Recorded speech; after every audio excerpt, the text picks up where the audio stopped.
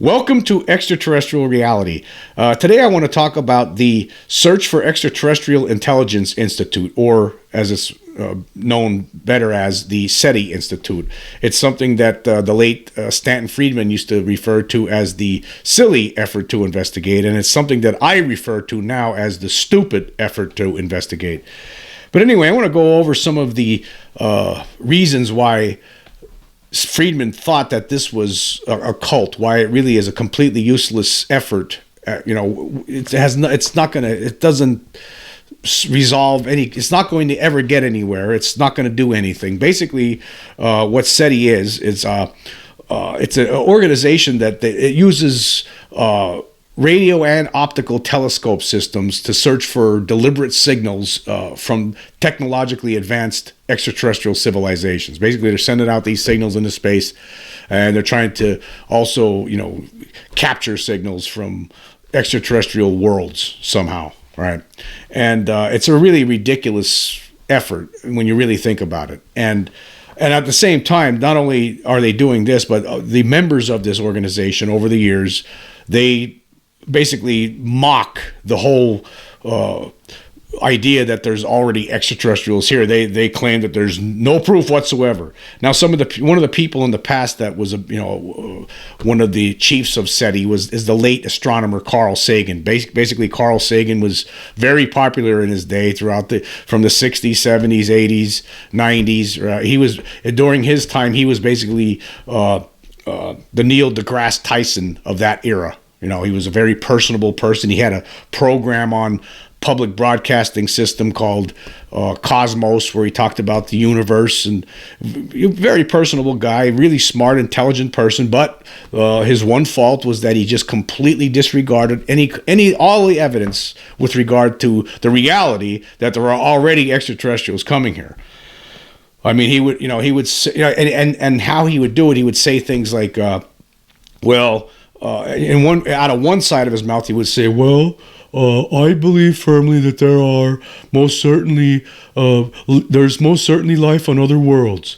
But there is absolutely no credible proof whatsoever that any of these intelligent civilizations have ever visited planet Earth or are here now. I mean, now that's just paraphrasing, his mentality on this. He's completely wrong. He just completely disregarded the evidence, never really studied it, not nearly enough, not like he should have. And instead, what he did was, he working with SETI, sending out signals to space, trying to communicate with extraterrestrials that way. Like, he believes that there's stuff out there, but at the same time, he doesn't believe there's anything here. Now, I guess one of the things I remember Stan Friedman pointed out is like, well, if there's stuff out there, you say that, but you have no proof for that whatsoever. There's absolutely zero proof of that, right? In reality, when you really think about it, I mean, I agree with him in that statement, but at the same time, there's absolutely no proof that there's life on other worlds. There's no proof whatsoever. But at the same time, there is evidence of things going on here with all the reports from various people all over the planet over decades, many decades, stating that, they've seen aliens, they were abducted by aliens, they saw flying saucers, here's all these pictures, here's some film evidence, here's this, there's that, and this. So there's all this other evidence, but that's completely disregarded. That's not credible. So basically, Sagan and his ilk, the people who've taken up the mantle since, like Seth Shostak, who heads SETI now, right? They have this mentality that, oh yeah, there's life out there, no question about it, right? No proof whatsoever, right? No proof at all, actually. Here, but at the same time, there is evidence that there's something coming here, that there's an intelligence here right now. But anyway, in his book, in Friedman's book, Flying Saucers in Science, and I will leave a link for this book if you're interested in picking it up. And before I even get into this book, I just want to say this. In preparing for tonight's show here, I actually went to Stanton Friedman's website like I usually do, and it's not there. It's gone. And it's a shame that it's gone, because that website needs to be there. I mean, I know he passed away in 2019. However, That website should still be there, at least for the sake of posterity. I don't know if it's his family members or somebody's not hasn't been paying the bill or whatever. But I don't know how it needs to get done. But that website needs to be maintained, and it's a shame I couldn't find it today. It's not there. It says the domain might be available for sale or something through GoDaddy.com, and that's, to me, right? Stanton Friedman is probably the foremost UFO researcher. One of the biggest names there ever was in this. Definitely in the top two, right? I would say, of researchers. He really put a spotlight on this whole subject, made it credible. The guy was a nuclear physicist, and he's sadly missed right now. But that website needs to be put back up. Anyway, I digress. I want to get into some of the things that Friedman had written about SETI in his book Flying Saucers and Science, and basically he laid out 16 different assumptions that SETI has with regard to their program and to aliens and extraterrestrials. And I'm not going to go through all 16 assumptions, just a handful I want to talk about. And then he also talks about why he believes it's a cult, why he called it a cult, and it all makes sense. Anyhow, number 2 of SETI assumptions was no alien visitors are coming to Earth. And Friedman said to this, those same people would also be aware that I am convinced that there is indeed overwhelming evidence that aliens have been visiting Earth, are being tracked by military radar systems, are abducting Earthlings, and are being observed by pilots and others all across the Earth. Therefore, item number 2 is fake. And then number 3 on this list was the only way to find out about alien civilizations is to listen for radio signals or pick up laser signals with optical telescopes. And Friedman's response to this is if aliens are visiting us, then item 3 is nonsense. Perhaps it would make more sense to learn sign language or telepathy to communicate with representatives of advanced civilizations. The data indicates that the visitors can communicate with Earthlings. For all we know, they may have communicated with various planetary leaders. It would appear that they haven't talked to the SETI gang. Remember that the SETI community is not actually seeking ET intelligence. They are seeking signals, not intelligence and not beings. In an October 1994 article in Scientific American, Carl Sagan defined SETI as a, quote, an attempt to use large radio telescopes, sophisticated receivers, and modern data analysis to detect hypothetical signals sent our way by advanced civilizations on planets around other stars, end quote. The respectable part of the UFO community deals with the overwhelming evidence that extraterrestrial intelligence has visited Earth. I can find no reason to believe any aliens are merely sending signals to us. And then we're going to move forward up to number 9.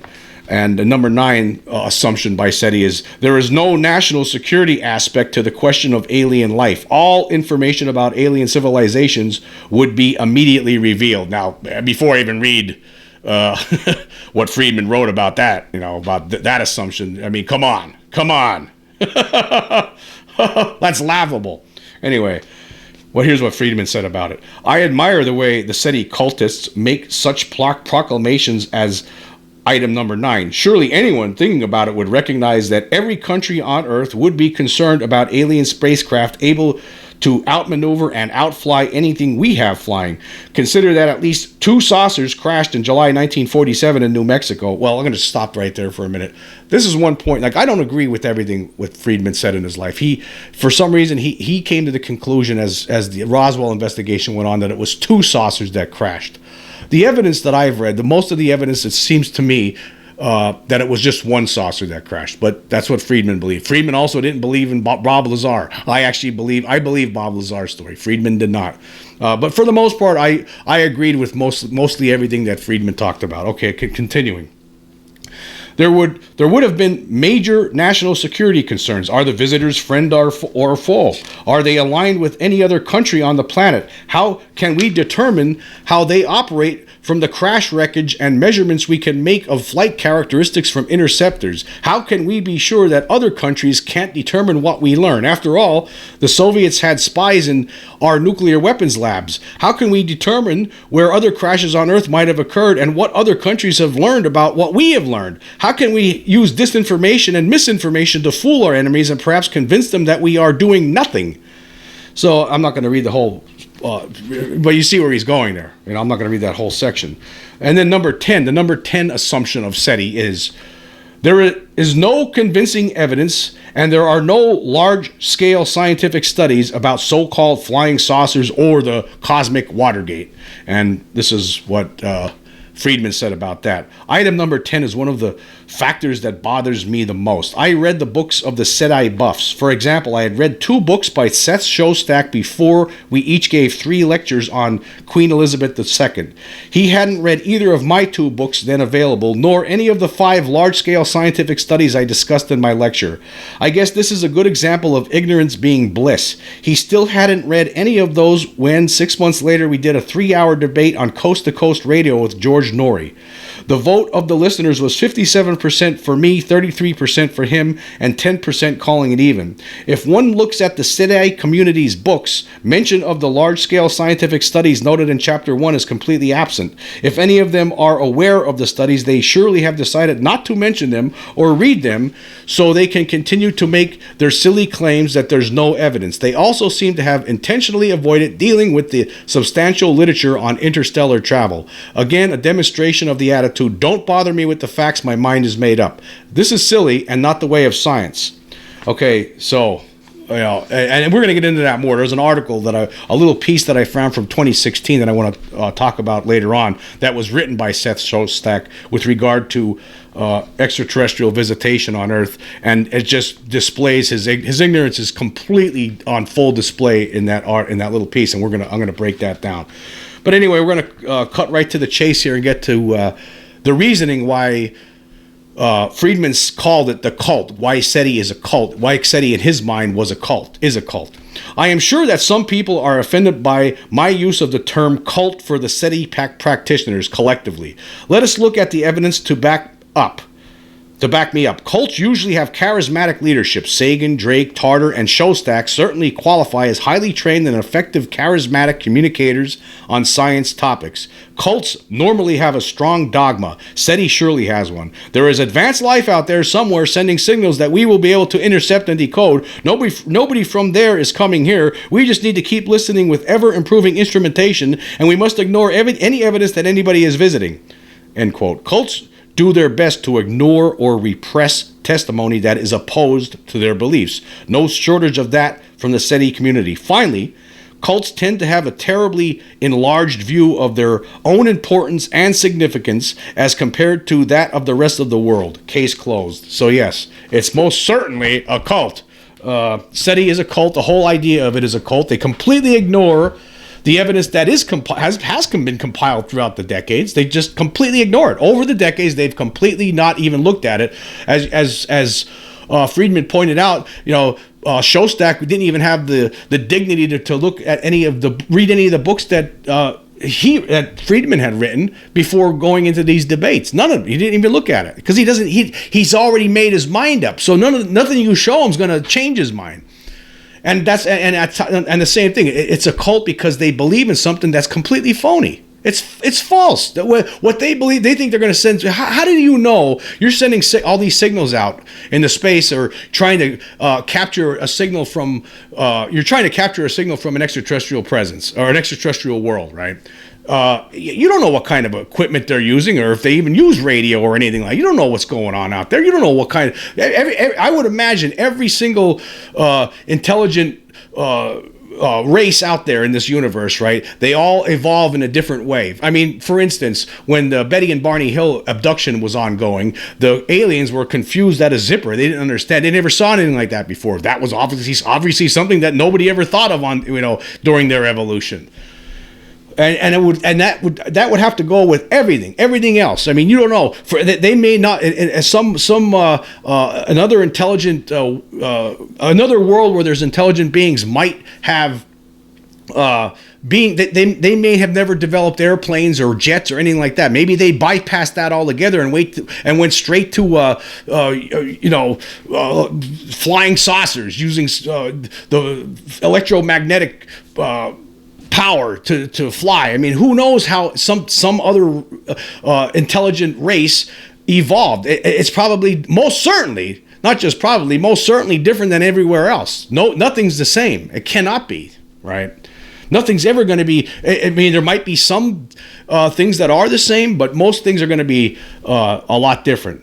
Well, anyway, back in 2016 for the Scientific American, that's a publication that I read some articles from them sometimes, but usually it's a lot of debunker stuff on there. But anyway, there was an article that came out back in 2016. This is before the Pentagon videos were released a year later.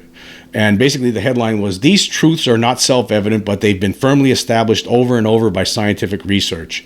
And it's basically a compendium of irrefutable facts for these fact-starved times. There's not all irrefutable facts. Now, there's a bunch of different writers for this article, right? And they all take their turn at different subjects. And some of the things is evolution. One of the articles here, evolution is the only reasonable explanation for the diversity of life on Earth. Okay, I mean, I'm not going to argue with that. That's not what I talk about on my. But there's a whole bunch of other things on here. Okay, and one of them happened to be a little piece here that was prepared by Seth Shostak of SETI, and we're going to go through this because I mean you're going to see just how naive and uneducated this guy is on the evidence that is compiled about extraterrestrials over the years. And his little part was headlined, no credible evidence of alien visitation exists. And then it starts off, millions of people in the United States claim they have been abducted by aliens, according to a 2013 story in the Washington Post. That's an impressive tally for the aliens, and yet the government's response has been tepid. That should tell you something. Either the feds think it's not happening, or they're part of the problem. Many people believe the latter. They say that the government knows that aliens are here, but keeps the evidence under wraps at Area 51 or some other top secret venue. But hold on!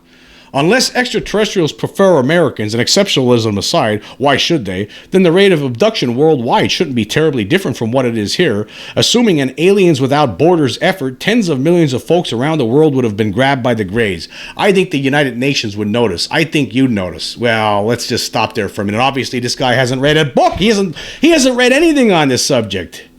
He's just making this up on the fly. That's just his opinion, based just him sitting there and just imagining, well, if there was abductions happening worldwide, the United Nations would have said something. No, they wouldn't. No, they wouldn't.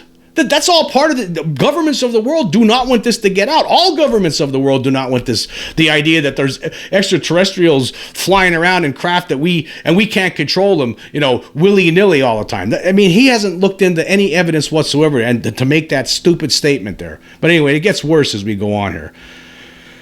Abductions, of course, are only one component of the so-called UFO phenomenon. The majority of the evidence is composed of sightings, eyewitness accounts, photographs, and videos. Most of these can be explained as aircraft, rockets, balloons, bright planets, or occasionally hoaxes.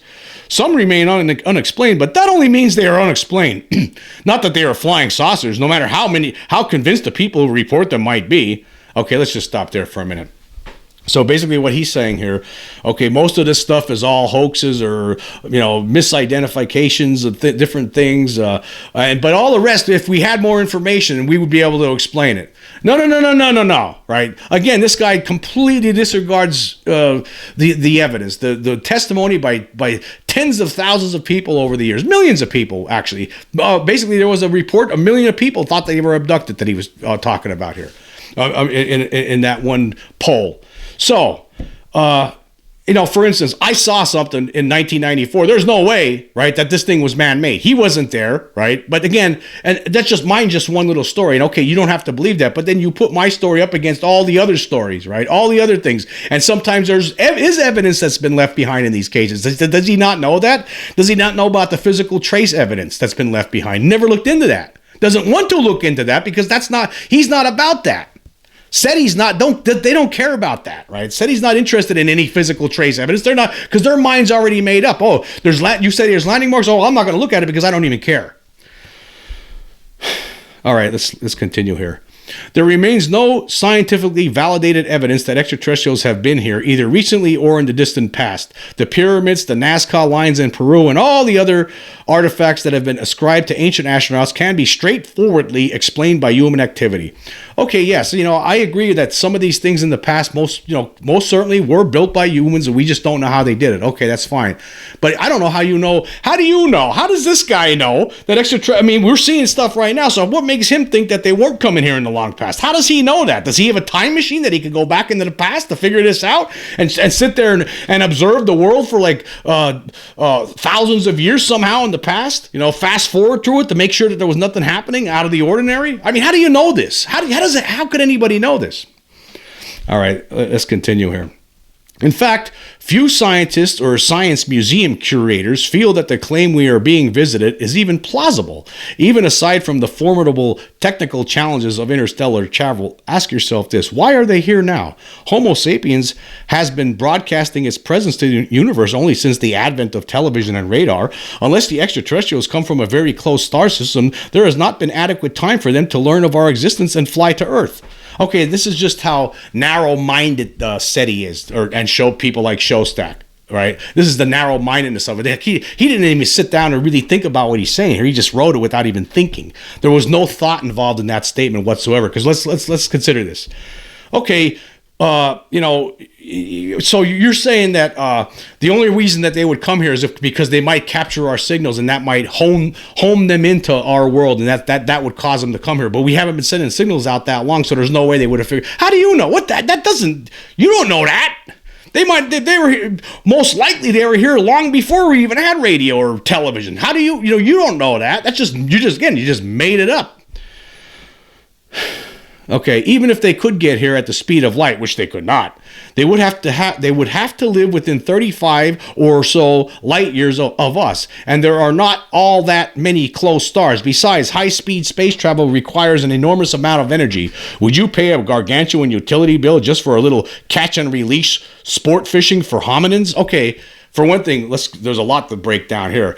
Now, he's saying the only reason that they'd be coming here is we're viewing us as like fish. They're just catching us and looking at us and then putting us back down. So he's assuming, right, that the only reason they would be coming here is to study us and then put us back down again. That's what he thinks everyone thinks. Right? I don't think that. They're up to something else, right? There's something else going on here, right? That's one thing.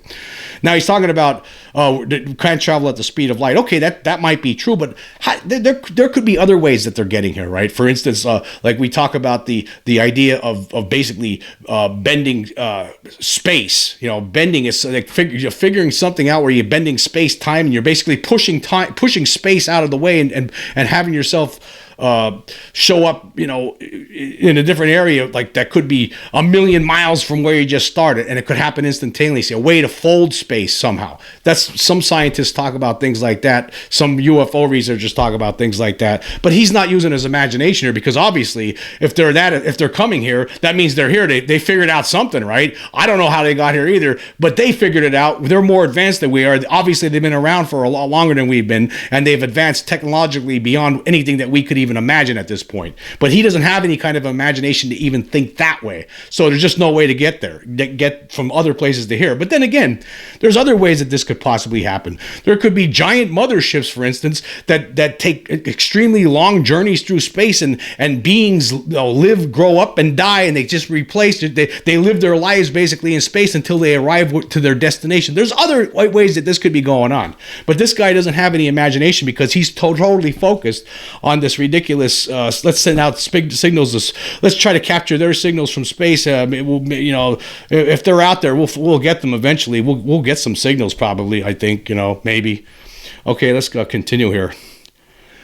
Nevertheless, for decades, polls have shown that roughly 1/3 of the populace believes our world is host to cosmic visitors. If, despite the lack of good evidence, you insist on believing this is true, you also have to admit they are the best guests you could ever have. They don't kill us, they don't foment unrest, they don't steal the silverware. The Roswell incident was nearly 70 years ago. If aliens have been here since, they deserve good conduct medals. How do you know that? Again, obviously you haven't looked into this.